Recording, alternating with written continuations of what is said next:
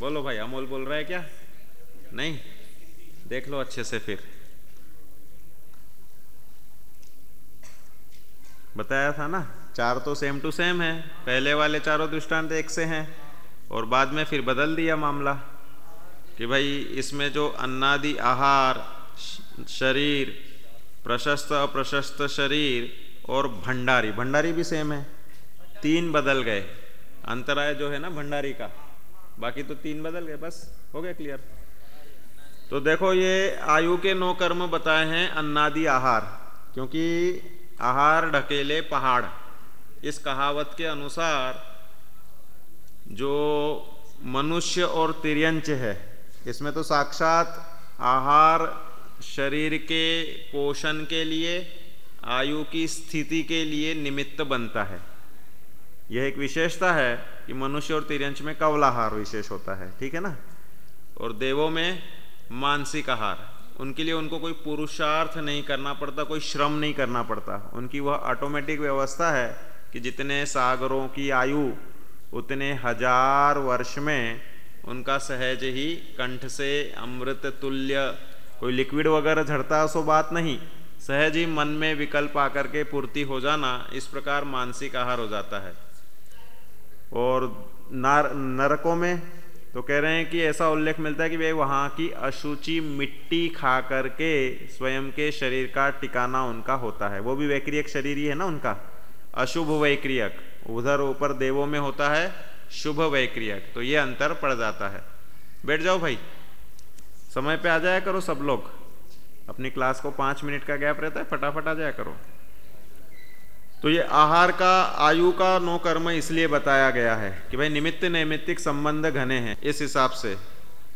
और नाम कर्म का 9 कर्म बताया, शरीर जो कुछ अपना जीवन मरण सुख दुख अधिक से अधिक चलता है, ये शरीर के आश्रय से ही चलता है।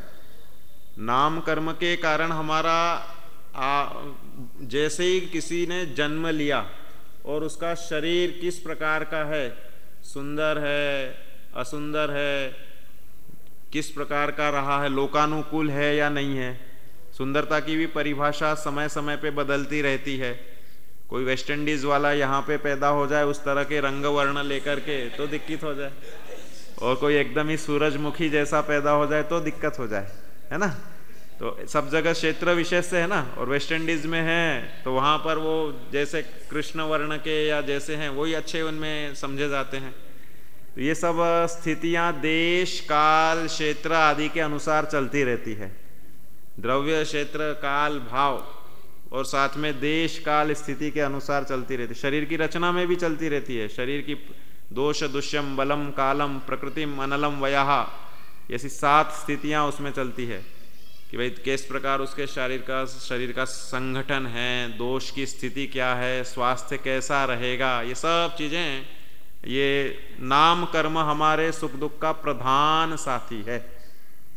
बच्चा अगर सुंदर है तो अपने आप उसका आगामी जीवन सुंदर होने की संभावनाएं अधिक हो जाती हैं, चलता है ना ऐसा। तो ये नाम कर्म का 9 कर्म है शरीर, और आगे फिर एक एक नाम कर्म के भी उत्तर प्रकृतियों के गिनाएंगे तो उसकी भी गाथाएं आ रही हैं। हाँ, और सुनो भाई, प्रशस्त और अप्रशस्त क्या है, यह भी गोत्र के लिए ले रहे हैं। प्रशस्त शरीर और अप्रशस्त शरीर, क्या अंतर पड़ता है प्रशस्त शरीर और अप्रशस्त शरीर में? प्रशस्त शरीर वह है जिसमें दया, शील, व्रत, तप, नियम, संयम का पालन किया जाए। इसके लिए कुछ कंट्रोल चाहिए होता है इच्छाओं पर, कुछ वासनाओं पर, शरीर की स्थितियों पर।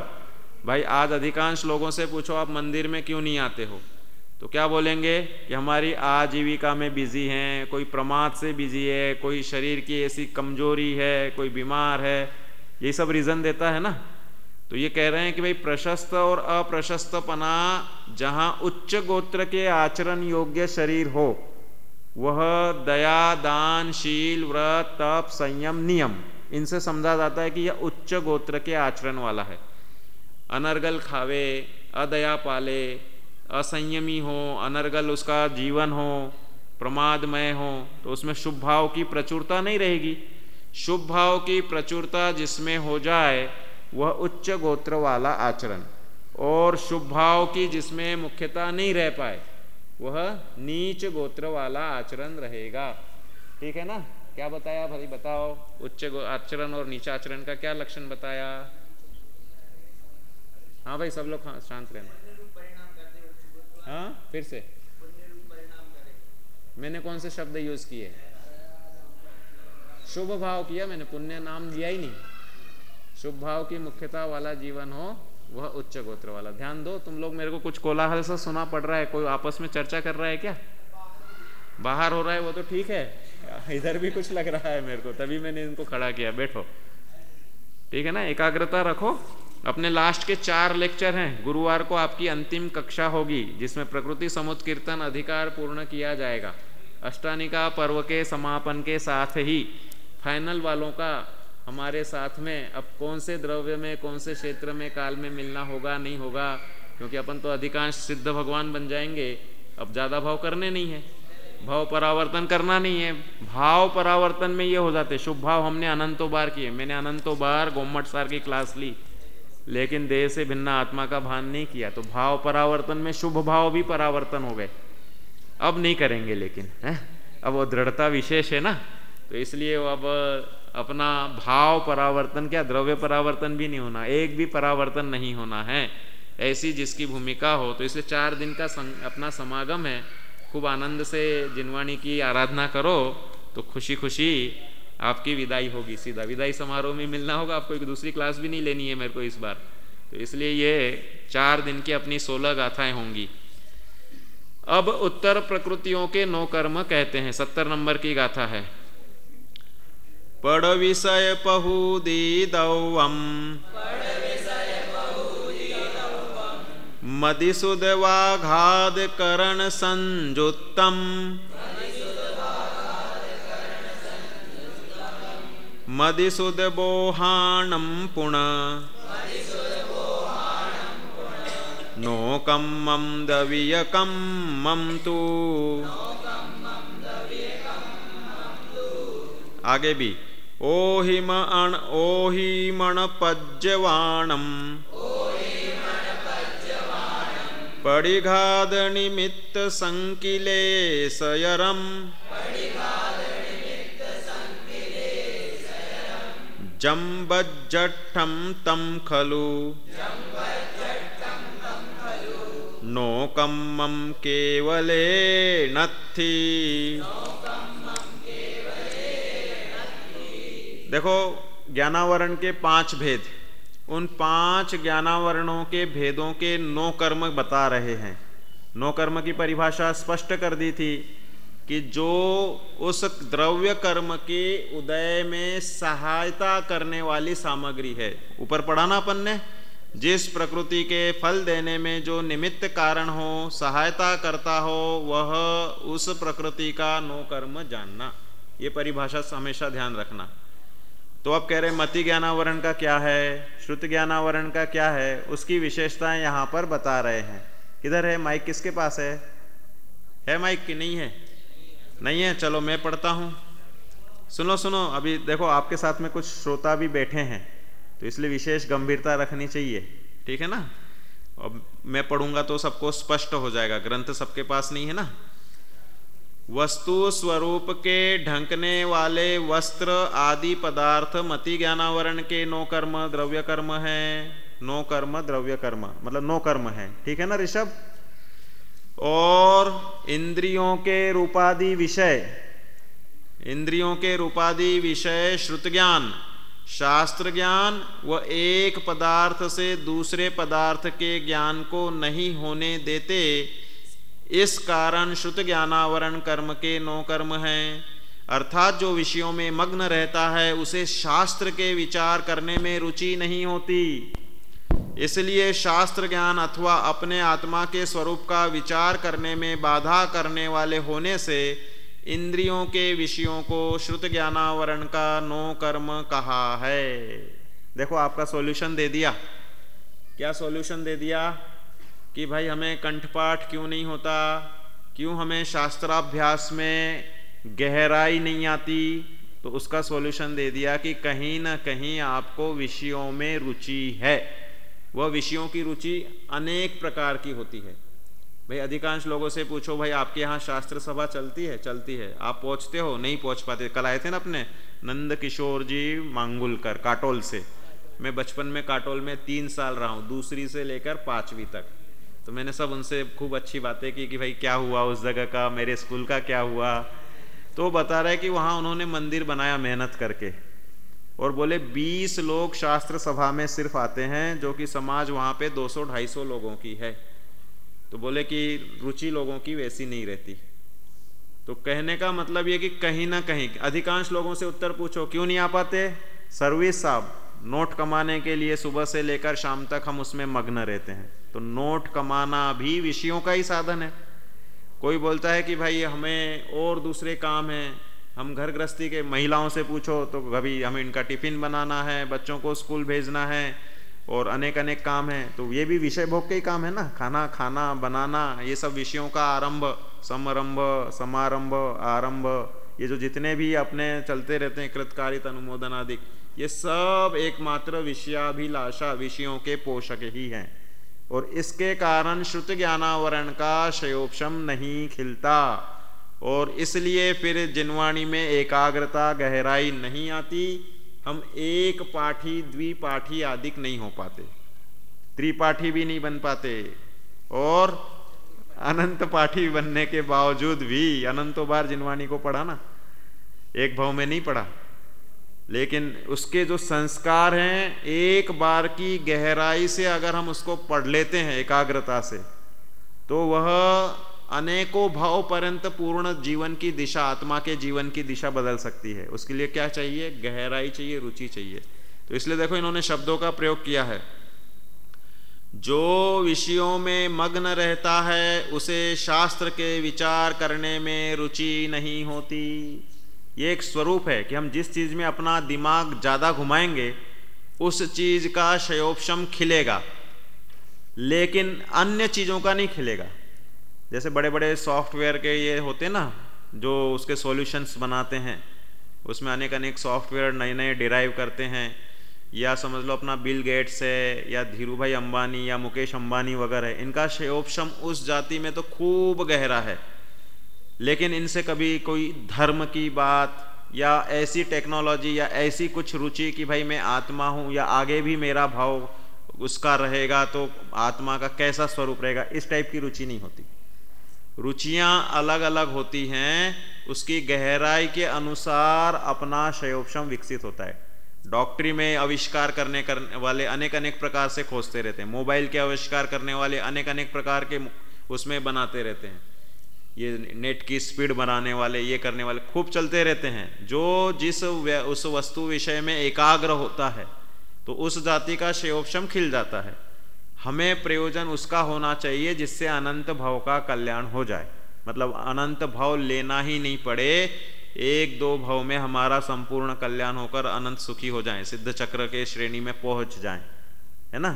तो इसलिए वह श्रुत ज्ञानावरण कर्म के 9 कर्म बताए हैं कि भाई जो विषयों में मग्न रहता है उसके शास्त्र के विचार करने में रुचि नहीं होती, और जिसको रुचि होती है तो वो चलते फिरते, उठते बैठते, नहाते धोते और जागते या सोते, धरा पीठ पर चाहे लोट पोट होते, इतने सारी अवस्थाओं में वह अपने शुद्धात्मा को या जिनवाणी के गेय को, उस चिंतन मनन को नहीं त्यागता।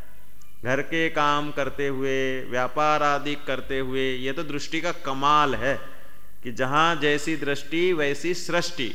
हमें देह से भिन्न आत्मा जब समझ में आ रहा है, उसकी रुचि हो रही है, तो प्रत्येक क्षण वह ज्ञातापना, दृष्टापना जागृत रहेगा ही रहेगा, और वह भले काम करता हुआ, खाता पीता, अपने रेगुलर कर्म करते हुए दिखता है, लेकिन ज्ञाता दृष्टापना का वो नहीं होता, वियोग नहीं होता। इसलिए लिखते हैं कि शास्त्र के विचार करने में रुचि किसकी? कि जिसका उस जाति का शयोपशम भी हो जाए और उसकी रुचि अंदर से खुद बढ़ाए। रुचि कोई उदय से आती हो सो बात नहीं है, उदय तो निमित्त नैमित्तिक संबंध रूप है ही, लेकिन उदय सदा तीव्र ही रहेगा, हो ही नहीं सकता, ऐसा थोड़ी है। सबके जीवन में अलग अलग प्रकार के मंद तीव्र उदय औदयिक भाव सबके जुदा जुदा होते हैं। इसलिए शास्त्र ज्ञान अथवा अपने आत्मा का स्वरूप, आत्मा के स्वरूप का विचार करने में बाधा करने वाले होने से इंद्रियों के विषयों को श्रुत ज्ञानावरण का नो कर्म कहा है। किसको? इंद्रियों के विषयों को श्रुत ज्ञानावरण का। और मति ज्ञानावरण में जो अपन ने ऊपर बता दिया ना सामान्य पढ़, क्योंकि अवग्रह इहा अवाय धारणा, कह रहे कि हमें इस दीवार के बाहर के पदार्थ को देखने का भाव आता है। भाई हमने अपनी बुद्धि ऐसी सेट कर रखी, कभी हम हाथ को ऐसा सीधा कर लेते हैं, लेकिन कभी इधर से मोड़ने का भाव आता है क्या कि भाई ऐसा उल्टा भी मोड़ के रख लें, अपन फोल्ड कर लें? नहीं करते ना।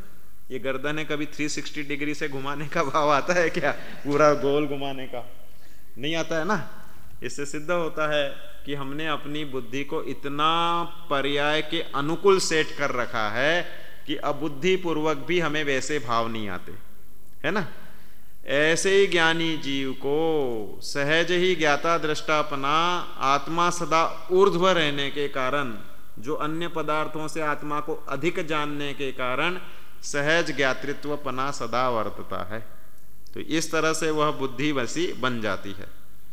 तो इसलिए मति ज्ञानावरण के लिए दिया कि वस्त्र आदि, जो वस्तु स्वरूप को ढकने वाले वस्त्र आदि पदार्थ हैं, वे मति ज्ञानावरण के नो कर्म हैं। अर्थात जैसे यह दीवाल है या कोई भी ऐसा निमित्त बन जाए जिसके कारण हमें वहाँ पे अवग्रह या अवाय धारणा होने का कोई प्रसंग नहीं है। और फिर वही दर्शनावरण में भी वही लेंगे, चक्षु दर्शन वगैरह में, क्योंकि मति ज्ञान के पहले होने वाला सामान्य प्रतिभास है। श्रुति ज्ञान तो मति ज्ञान पूर्वक हो जाएगा, उसको कोई अवग्रह या अवाय नहीं करना है। हमने जाना आत्मा, हमने जाना गोमट सार, तो फटाफट उसके अनुषंग से दूसरी गाथाएं, अनेक विषय हमारे सामने हो जाते हैं। तो मति ज्ञान के द्वारा जाने हुए विषय को हम श्रुत ज्ञान कहते हैं। मति ज्ञान से जो विशेष जाना उसके संबंध में उसको श्रुत ज्ञान कहते हैं। अवग्रह इहा अवाय धारणा तो मति ज्ञान की बुद्धि में, मति ज्ञान की परिणति में होते हैं। तो इसलिए यहाँ पर इस गाथा में मति ज्ञान का बता दिया पड़ अर्थात पट आदिक और पट विषय प्रभृति, और दूसरा श्रुत ज्ञान के लिए दे दिया कि विषयों का परिणाम, विषयों का परिणाम वह श्रुत ज्ञानावरण का नो कर्म है। अब अवधि ज्ञानावरण, मन पर्य ज्ञानावरण और केवल ज्ञानावरण, ठीक है ना, 3 कर्म है ना। तो अवधि ज्ञान और मन पर्य ज्ञान, इन दोनों के घात करने का निमित्त कारण जो संक्लेश रूप, खेद रूप परिणाम, उसको करने वाली जो बाह्य वस्तु वह अवधि ज्ञानावरण तथा मन पर्य ज्ञानावरण का नो कर्म है। और केवल ज्ञानावरण का नो कर्म, द्रव्य कर्म कोई वस्तु नहीं है। केवल ज्ञानावरण के लिए कोई निमित्त बन जाए ऐसा बाह्य पदार्थ बताओ साहब। केवली भगवान को केवल ज्ञानावरण क्षय हो गया ना पूर्ण रूप से।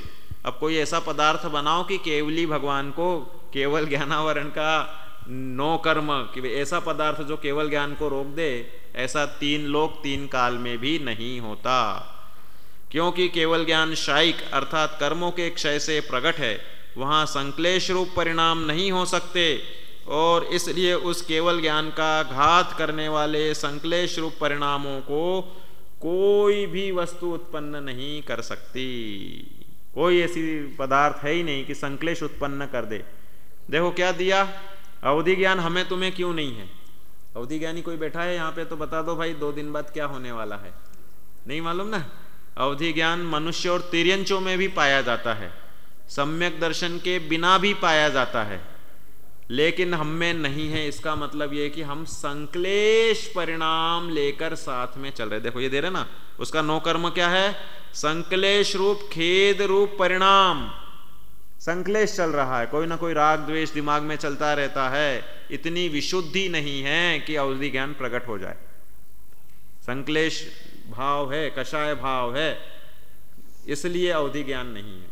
जहां कषाय मंद हो, उसमें दिया ना, जिन्हें ज्ञानावरण का शयोपशम चाहिए वे कषाय नहीं करें। भाई आपको पढ़ाई करने से मार्क्स नहीं मिलते। या अभी मार्क्स लाया हूं आपके, क्लास के बाद देंगे। मेरे को शक्ल भी देखनी है भाई किस किस के कौन से हैं, क्योंकि इसमें तो रोल नंबर है। तो इसलिए मैं एक एक पेपर दिखाना नहीं है, पेपर नहीं दिखाएंगे। पेपर दिखाना मतलब विवाद बढ़ाना हो जाएगा कि भाई इसको आधा दिया, इसको 1 दिया, ये दिया।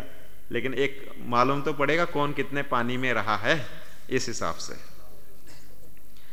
तो अवधि ज्ञान और मन पर्याय ज्ञान, इनमें जो मुख्य कारण दे दिया, नो कर्म कौन सा दे दिया? संक्लेश भाव। संक्लेश भाव कितने हो सकते हैं जीव के? एक एक जीव के विकारी भावों की संख्या कितनी है? असंख्यात लोक प्रमाण, एक एक जीव के। तो इतनी सारी संक्लेश परिणामों की उत्पत्ति हो सकती है, तो वह सब अवधि ज्ञान के कारण।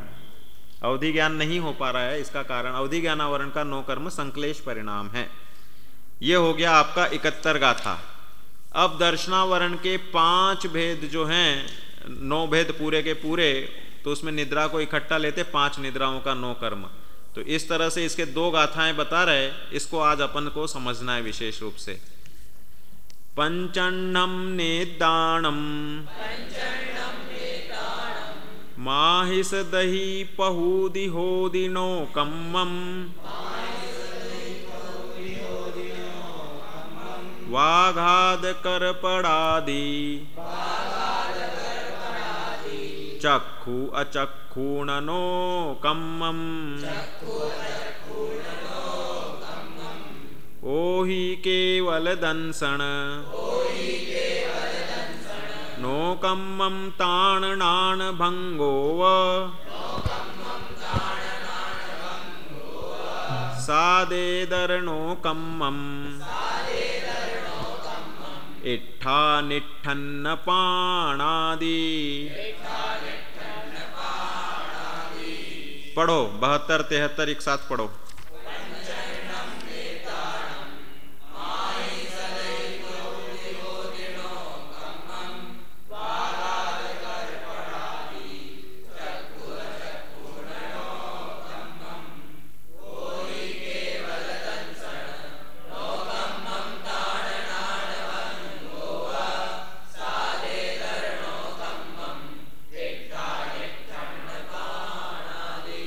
संस्कृत पढ़ो।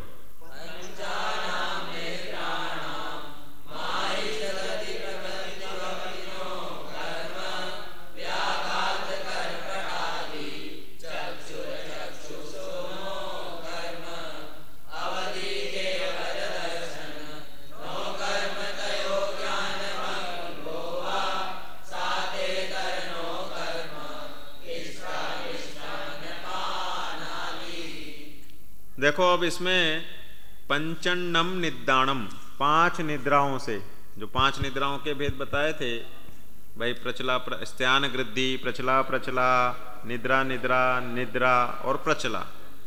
तो ये बता रहे 5 निद्राओं का नो कर्म क्या है? तो कह रहे हैं कि भाई कुछ संयोग रूपी पदार्थ होते हैं। कौन से? तो इसमें दिए हैं माहिष दही पहूदी, संस्कृत में माहिष दधी प्रभृति। माहिष मतलब भैंस, भैंस का दही, प्रभृति अर्थात पदार्थ, भैंस का दही आदि पदार्थ जो निद्रालु हैं, निद्रा करने, निद्रा लाने वाले हैं। तो इन्होंने इसमें भैंस का दही, लहसुन, खली इत्यादि हैं, क्योंकि ये निद्रा की अधिकता करने वाली वस्तुएं हैं। और चक्षु तथा अचक्षु दर्शन के रोकने वाले कौन हैं? वस्त्र वगैरह द्रव्य चक्षु दर्शनावरण, और अचक्षु दर्शनावरण के नो कर्म द्रव्य कर्म है। जो मति ज्ञानावरण के लिए जो पटादिक दिए ना, वस्त्र वगैरह, वही इसके लिए चक्षु दर्शन और अचक्षु दर्शन। भाई आपके संपर्क में वस्तु नहीं आ रही तो उसका दर्शनोपयोग भी नहीं कर रहे, वस्त्र के कारण हमें दूसरी जगह का कुछ दिख ही नहीं रहा है, तो उसका सामान्य प्रतिभास भी नहीं हो रहा है, अवग्रह यह अवधारणा भी नहीं हो रही है, और हम उस प्रकार की प्रवृत्ति भी प्राय नहीं करते। करना भी चाहें तो थोड़ी जान पाएंगे, है कि नहीं? तो जानना मुश्किल है। इस तरह से समझ में आ रहा है क्या भाई? जानना मुश्किल है। किसको जानना मुश्किल है? ध्यान दो भाई। तो इसमें यह बात समझने की बात है, 5 निद्राओं में कौन से बता रहे? 5 निद्राओं के भेद बताओ, खड़े होके बताओ, बैठ के नहीं बताना होता है, उत्तर कभी भी खड़े होके देना है।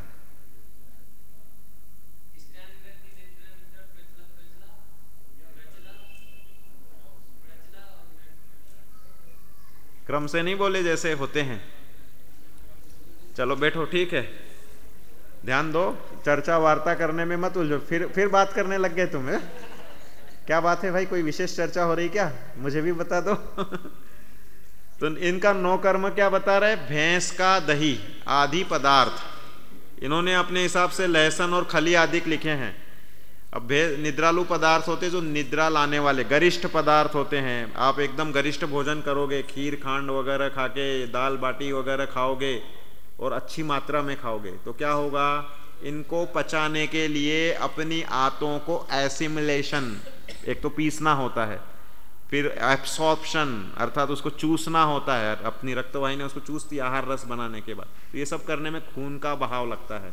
तो खून का बहाव पेट की तरफ आ जाएगा तो हाथ पैर हो जाएंगे आपके ढीले, ढीले हो जाएंगे तो नींद आ जाएगी।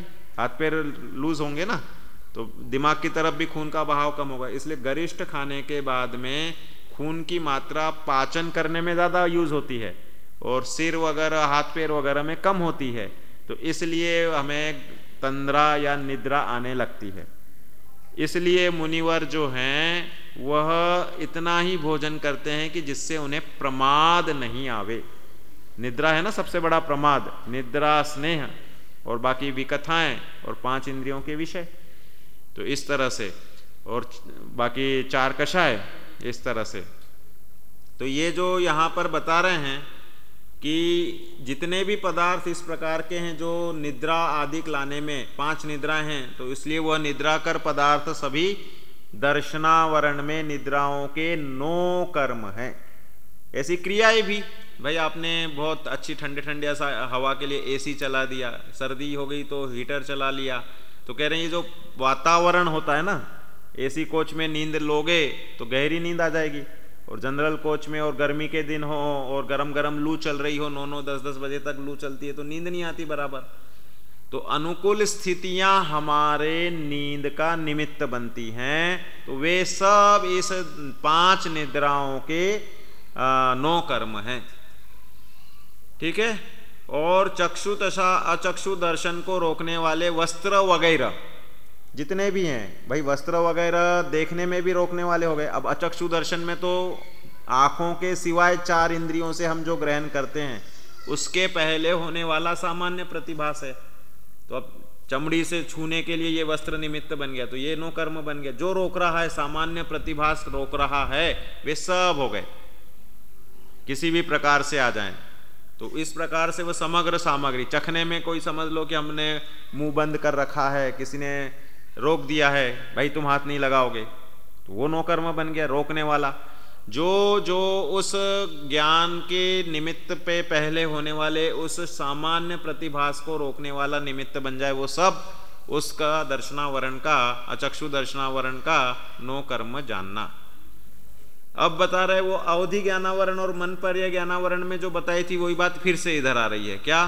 अवधि ज्ञानावरण और केवल दर्शनावरण का 9 कर्म अवधि ज्ञानावरण तथा केवल ज्ञानावरण के 9 कर्म के तरह ही जानना।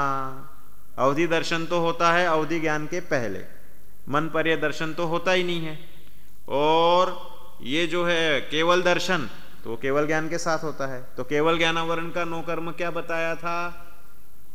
क्या है केवल ज्ञानावरण का? कोई पदार्थ नहीं है। कोई पूछे आपसे केवल ज्ञानावरण का 9 कर्म लिखिए, तो आपको लिखना पड़ेगा केवल ज्ञानावरण का 9 कर्म कोई भी पदार्थ नहीं है, क्योंकि वह शायिक भाव है, कर्म के क्षय के बाद ही पैदा होता है। शायोपशमिक भाव होता तो सामने मिलता। मन पर्य ज्ञान, अवधि ज्ञान, ये सब क्षयोपशमिक है। जितना जितना क्षयोपशम उतना उतना मन पर्य ज्ञान होगा। जितना क्षय होने के बाद थोड़ी होता है, अब क्षय होने के बाद तो ज्ञानावरण का एकमात्र केवल ज्ञान ही होता है। तो इसलिए यहां पर अवधि दर्शनावरण का क्या बता दिया? जो अवधि ज्ञानावरण का था, क्या था? संक्लेश भाव। संक्लेश भाव है तो अवधि ज्ञान नहीं है, अवधि ज्ञान नहीं है तो उसके पहले का सामान्य प्रतिभास भी नहीं है। और फिर ये हो गया पूर्ण रूप से ज्ञानावरण का। और साता वेदनीय तथा असाता वेदनीय का 9 कर्म क्रम से अपने को रुचने वाली तथा अपने को नहीं रुचे ऐसी खाने पीने वगैरह की वस्तु जानना। सादे दरणो कम्मम इट्ठा निठन्न पाणादि, इष्ट अनिष्ट अन्नपान। साता वेदनीय का उदय अनेक सिचुएशनों में होता है। नींद में प्रायः साता वेदनी का उदय चलता है। अगर आपका असाता का उदय रहेगा तो नींद नहीं आएगी। साता वेदनीय के योग्यता में ही नींद बनती है। नींद में जितने भी होते हैं, भाई आपको बहुत तेज पीड़ा हो रही है तो आपका उपयोग भ्रमित हो रहा है, दर्द हो रहा है, असाता वेदनीय हो रहा है ना, असाता वेदनीय में दर्द का वेदन हो रहा है। तो कह रहे आप सो जाओ। बोले कैसे सो जाए, नींद इतना दर्द हो रहा है, नींद आने का सवाल ही नहीं है। तो फिर वह जहां पर कोई ऐसा निमित्त बन जाए दर्द कम होने का, एनेस्थेशिया दे दिया, कोई दर्द निवारक गोली लेके ज्ञान को जड़वत कर दिया, मतलब जानने की क्षमता को रोक देना, इसका नाम है ये पुद्गल के चमत्कारों को लेकर के अपनी नींद को लाना। जो नींद को प्रिय मानते हैं वे ज्ञान को जड़ करना चाहते हैं। एकेंद्रियादिक में इतना अल्प शयोपशम होता है कि मानो वे नींदमय होकर के रह रहे हैं, लेकिन वहां पे उनकी जागृत अवस्था निद्रा की जैसी, ये तो आहार, भय, मैथुन और परिग्रह, ये तो 4 संज्ञाएं हैं। और निद्रा की प्रवृत्ति भी सभी गतियों में अपने अपनी योग्यता से पाई जाती है। नरक और देव में निद्रा नाम की चीज नहीं होती है। नरकों में और देवगतियों में रात्रि, तो नरकों में कभी दिन नहीं होता है, हमेशा ही अंधेरा, और स्वर्गों में कभी रात्रि नहीं होती, हमेशा ही उजेला। नरक और स्वर्ग का स्वरूप बिल्कुल विपरीत है, और मनुष्य तिर्यंच में मिला जुला है। तो यहां पर तो ये बता रहे कि साता असाता वेदनीय के 9 कर्म कौन से हैं? इट्ठा निट्ठ अन्न पाणानी, इष्ट और अनिष्ट अन्नपान, कि भाई जबरदस्ती आपको जो अप्रिय भोजन है वह मिले, तो कह रहे कि आपका असाता वेदनी का उदय है। इस रूप से वह उसका 9 कर्म बन गया। और वही किसी को प्रिय होता है, किसी को अप्रिय होता है। यह साता असाता के अनुसार चलता है ना। कोई पदार्थ इष्ट अनिष्ट रूप नहीं होता, जीव अपनी मान्यता से करता है। सुकुमाल मुनिराज को सियालनी ने खाया, जगत जनों के लिए सियालनी का खाना अनिष्ट होता है, और सुकुमाल मुनिराज को वह ना इष्ट था ना अनिष्ट था, इसलिए जगत जनों के अनुसार तो उनको असाता वेदनी का उदय चल रहा था। लेकिन सुकुमाल मुनिराज उसमें इष्ट अनिष्ट नहीं मान करके ज्ञाता दृष्टा रूप रहकर अपने स्वरूप का यथासंभव रसपान कर रहे थे, सुखपान कर रहे थे, इसलिए उन्हें किंचित भी कष्ट नहीं था। तो ये कर्म के असर को बेअसर करने की विधि है। भाई कर्म तो उदय में आके पड़ रहा है, जे ते कर्म पूरब किए खोटे, सहे क्यों नहीं जीरा। लात मारी थी भाभी के मुंह पे, तो वो भाभी का मुंह कालांतर में इतना भवांतर के बाद में आकर के वो संयोग बना, उसका पुण्य था उतना कि भाई उसकी कषाय पूर्ति होनी है। कषाय पूर्ति कब होती? चोर की चोरी सफल होती है उसके पुण्योदय से। उस जाति का पुण्योदय है तो मिल रहा है। आतंकवादी के बम फूटते हैं उसके उस अनुकूल पुण्योदय से चलते ना, और बाकी लोगों का पापोदय रहता है। तो जो इच्छा है वह पूर्ति हो रही है, वह साता असाता रूप से निमित्त होने के बाद में 9 कर्म बन जाते हैं।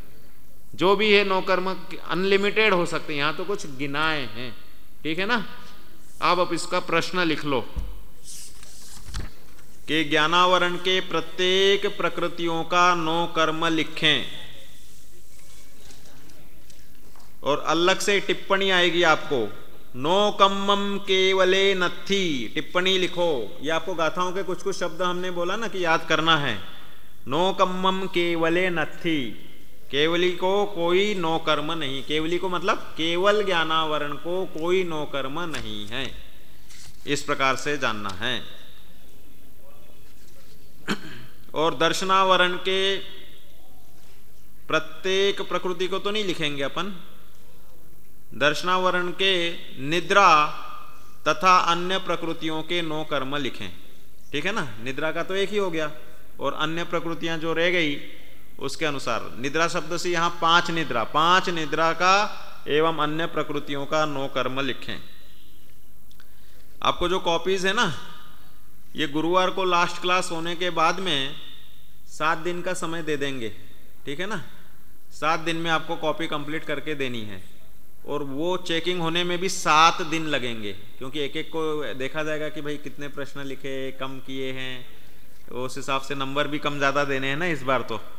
और वो 90 मार्क्स का आपका फाइनल का पेपर होगा, और ये 5-5 नंबर आपके कॉपी के 5 नंबर तो पहले मिल ही चुके बहुत से लोगों को, लेकिन इस 5 में से 5 नहीं मिलेंगे, इसमें से जिसकी जैसी योग्यता रिप्रेजेंटेशन है उसके अनुसार मिलेंगे।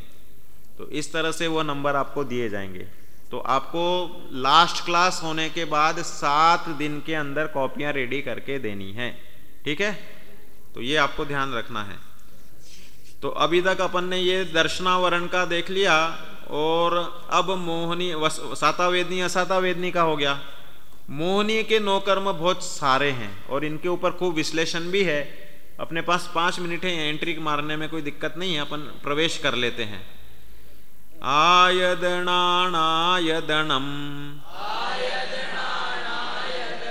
सम्मेमिच्छेयहोदिनो कम्मम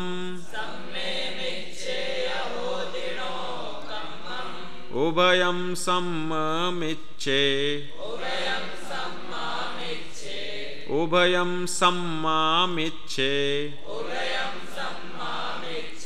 नो कम्मं होदिनियमेन। पढ़ो एक साथ।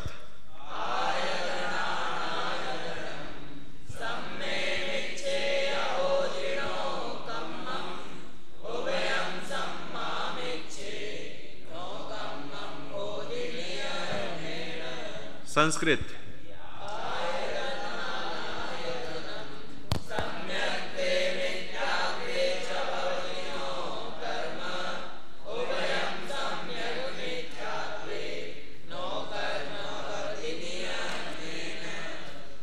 देखो अब आयतन और अनायतन इनके नाम दे रहे हैं। आयतन किसे कहते हैं, कौन बताएगा? पीछे आयतन किसे बोलते हैं भाई? आयतन नहीं मालूम? और अनायतन किसे बोलते हैं? छठाला के विद्यार्थी बता देंगे। बोलो भाई, आयतन और अनायतन बताओ। हाँ हाँ, ये क्या हो गए? देवशास्त्र गुरु और उनके उपासक, ये षट अनायतन। हाँ हाँ हाँ, ये क्या हो गए? अनायतन। हाँ, कितनी बड़ी मिस्टेक कर रहे थे। सच्चे शब्द लगा दो ना, सच्चे और झूठे लगाना पड़ेगा। आयतन और अनायतन में अंतर क्या है? वो भी देवशास्त्र गुरु हैं किसी के, लेकिन वो झूठे हैं, सरागी हैं, सच्चे नहीं हैं। और सच्चे देवशास्त्र गुरु हैं तो वो समझ लो आयतन है, ठीक है ना। बोलने में सतर्कता और सावधानी बहुत जरूरी है। ठीक है, विराजो। देखो अब गिना रहे। जिन, जिन मंदिर, जिनागम, जिनागम के धारण करने वाले, तप और तप के धारक, ये 6 आयतन सम्यक्त्व प्रकृति के 9 कर्म हैं। और कुदेव, कुदेव का मंदिर, कुशास्त्र, कुशास्त्र के धारक, खोटी तपस्या, खोटी तपस्या के करने वाले, ये 6 अनायतन मिथ्यात्व प्रकृति के 9 कर्म हैं। तथा आयतन और अनायतन दोनों मिले हुए सम्यक मिथ्यात्व दर्शन मोहनी के 9 कर्म हैं, ऐसा निश्चय कर समझना। अब मिले हुए अवस्था को कैसे बताओगे? कि भाई एक सच्चा देव विराज रहा है और एक कुदेव विराज रहा है, ऐसा कह रहे? नहीं, ये अपने मन में, अपनी श्रद्धा की परिणतियों में होता है। सम्यक दृष्टि को सहज ही देवशास्त्र गुरु के सच्चे निर्णय का संपूर्ण निर्णय होता है, ठीक है। और मिथ्या दृष्टि को सच्चे देवशास्त्र गुरु का शाब्दिक, वाचिक, मानसिक पक्ष होता है, लेकिन कहीं ना कहीं कारण विपर्य, स्वरूप विपर्य और भेदाभेद विपर्य रहता है। सम्यक तो सन्मुख मिथ्या दृष्टि को लेंगे तो, और ग्रहित मिथ्या दृष्टि है तो उसका तो समझ लो कुदेव कुशास्त्र गुरु, वो तो आबाल गोपाल को स्पष्ट हो जाएगा। जो थोड़ा सा भी जैन शास्त्र का अध्ययन करने वाला है वो बता देगा कि ये षट अनायतन है, ठीक है। अब जो मिश्र रूप अवस्था होती है वो जीव के परिणामों में, अभिप्राय में होती है। सम्यक मिथ्यात्व वह जात्यंतर प्रकृति है, और शायोपशमिक सम्यक दर्शन वाला जब वह च्युत होने की भूमिका में आता है तो उसे वह किंचित रूप से चल मल अगाढ़ दोष जो चलते रहते वो तो केवली गम्य बताए हैं, वो तो बहुत सूक्ष्म है। और इसमें जो उदाहरण दिया अपन ने बताया ना, शांति ना शांति करने वाले वगैरह, वो तो गृहीत मिथ्यात्व वाले उदाहरण है, वो तो एक सिर्फ सैंपल रूप से उदाहरण रूप से समझना। लेकिन ऐसे कोई परिणाम होकर के उसे सच्चे देव शास्त्र गुरु के प्रति जो शंका खड़ी हुई, वह सम्यक मिथ्यात्व रूप उसकी परिणति का उद्भव समझना चाहिए। स्थूलता से इतना ही विवेचन संभव है। ऐसा नहीं कि भाई वो वहां पर सच्चे देव भी विराज रहे हैं और कुदेव भी विराज रहे हैं, सच्चे शास्त्र भी रख दिए और कुशास्त्र भी रख दिए। शास्त्र रखने मात्र से अनायतन हो जाए भाई? हमें षट दर्शन का अध्ययन करना होता है। जैन दर्शन की सिद्धि मजबूती करने के लिए अंधश्रद्धा नहीं करनी है, हम तो संपूर्ण सर्वांगीण सर्व दर्शन का अध्ययन करके जैन दर्शन की पुष्टि करते हैं। अकलंक देव वहाँ बौद्ध उसमें गुरुकुल में रहकर बौद्ध धर्म के पढ़ने गए, तो हम कह रहे हैं कि भाई वो अनायतन में गए क्या? वो उस स्थान पर जो बौद्ध शास्त्रों को अध्ययन करके खुद की बुद्धि को उस रूप में ले रहे थे कि भाई इनका खंडन किस प्रकार संभव है, जैन धर्म का स्वरूप इनसे श्रेष्ठ कैसे है, इस अभिप्राय से पढ़ते हुए वह किंचित भी अनायतन का सेवन नहीं कर रहे थे। इसलिए वह तो अपने श्रद्धा की परिणति की अवस्था है। इसका मतलब ये नहीं कि कल से हम उस अनायतनों में पाए जाने लग जाएं ये भी नहीं होना चाहिए। अपनी बुद्धि के अनुसार, अपने उस रुचि के अनुसार, श्रद्धा की दृढ़ता के अनुसार मोक्ष मार्गी सच्चे सम्यक दृष्टि की प्रवृत्ति षट अनायतन में किंचित भी नहीं होती, इसलिए वह भूमिका उसकी सहज ही बनती है। और बाकी ऐसी अपवाद रूप से बनने वाली भूमिकाओं का भी ज्ञानियों को निर्णय होता है। भाई निरंतर चलता ही रहता ना कि भाई कल आपको मुहर्रम की छुट्टी मिल रही है, तो मुहर्रम और परसों नरसों मिलेगी गुरु नानक जयंती की, कॉलेज वालों को मिल रही ना ये। तो अब क्या है मुहर्रम और क्या है गुरु नानक, तो पेपर में आएगा डिटेल में क्या उनकी विधि होती है। कत्ल की रात है आज, क्या है कत्ल की रात कि भाई कत्ल होने वाले हैं क्या आज बहुत सारे। पहले तो यही समझ में आता है कि कत्ल करना है किसी का, क्या करना नहीं करना है। तो उनके वो जो थे उनका हुआ, कत्ल हुआ था, फिर क्या हुआ, वो सब कहानी वगैरह आपको पेपरों में मिलेगी। उनकी जानकारी से आप अपने तत्व ज्ञान को निर्मल कर सकते हो कि भाई देखो कैसी कैसी विपरीत मान्यता सहज रूप से लोगों में घर जमा बैठती है और तदनुसार कैसी कैसी उनकी परिणतियां हो जाती है। तो इसलिए वो उसको किस विवक्षा से आप अध्ययन में ले रहे हैं, मान्यता में ले रहे हैं, अपने तत्व ज्ञान के पैनेपन में किस तरह तोल रहे हैं।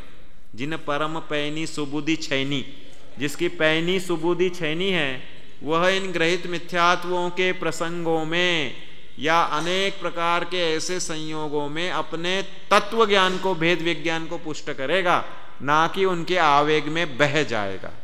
इसलिए संसार, शरीर और भोग, तो संसार के स्वरूप में जो अनेक अनेक ग्रहित मिथ्यात्व के आयतन अनायतन दिखते हैं, आयतन मतलब स्थान, सच्चे आयतनों को अपन आयतन कहेंगे जिनेंद्र देव शास्त्र गुरु को, और इसकी विवक्षा से अन्य देवी देवता आदि जो कुलिंगी आदि हैं वे सब अनायतन में आते हैं। तो ये मोहनीय कर्म के, किसके मोहनीय कर्म के? दर्शन मोहनीय कर्म के तीनों प्रकृतियों के यहाँ पर अपन ने इसका स्वरूप समझा है। और फिर बाद में अनंतानुबंधी आदि का कषायों का कौन नो कर्म होता है वो डिटेल आएगा, और फिर उसकी अपनी चर्चा कल के और आगे के लेक्चरों में होगी। हाँ पूछो, क्या पूछ रहे भाई?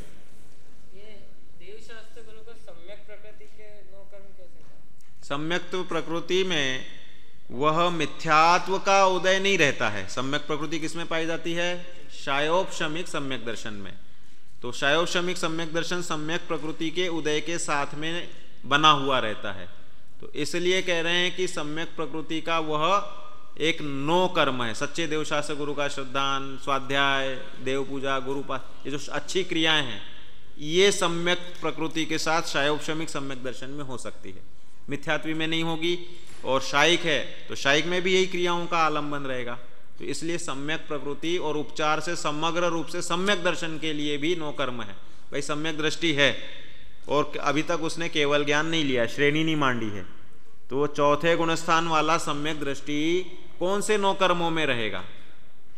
भाई ऐसी अवस्था में रहेगा ना कि देवशास्त्र गुरु का श्रद्धान करता हुआ पाया जाएगा, भक्ति, पूजा, स्वाध्याय, देव इनमें ही पाया जाएगा ना। इसलिए वे सब 9 कर्म सम्यक दर्शन के साथ घटेंगे। सम्यक दर्शन के 9 कर्म कोई कह दे तो यही 9 कर्म कहलाएंगे कि भाई जो सम्यक दर्शन लाने के लिए सबसे बड़ा 9 कर्म क्या है? जिनेन्द्र दर्शन, जिन महिमा दर्शन जो दिए ना सब, तो ये सम्यक दर्शन के 9 कर्म हो गए। 9 कर्म मतलब उदय में साथ में। तो सम्यक दर्शन क्या उदयिक भाव है क्या? सम्यक दर्शन तो शायिक भाव है, मोहनीय कर्म जिसका क्षय हो गया और क्षयोपशमिक रूप में लेना पड़ेगा, तो सम्यक प्रकृति दिखती है। इसलिए सम्यक प्रकृति के 9 कर्म घटाए गए हैं, सम्यक दर्शन के 9 कर्म कोई नहीं है, क्योंकि वो तो शायिक भाव है। शायिक सम्यक दृष्टि को कोई 9 कर्म नहीं, शायिक ज्ञानी को मतलब केवल ज्ञानी को कोई 9 कर्म नहीं। वहां शायिक भाव हो गया तो वहां 9 कर्म का है, जब है ही नहीं उदय। उदय हो तो ये भाव घटे, उदय नहीं है तो वहां पे 9 कर्म किंचित भी नहीं रहेगा, क्योंकि परिभाषा ही बता दी ना, उदय में सहायता करने वाले भाव, ये सामग्री, वह 9 कर्म है। तो इस तरह से अपना विवेचन अपना पूरा हुआ है। बोलो महावीर भगवान की जय। अब विद्यार्थी से बैठे रहेंगे।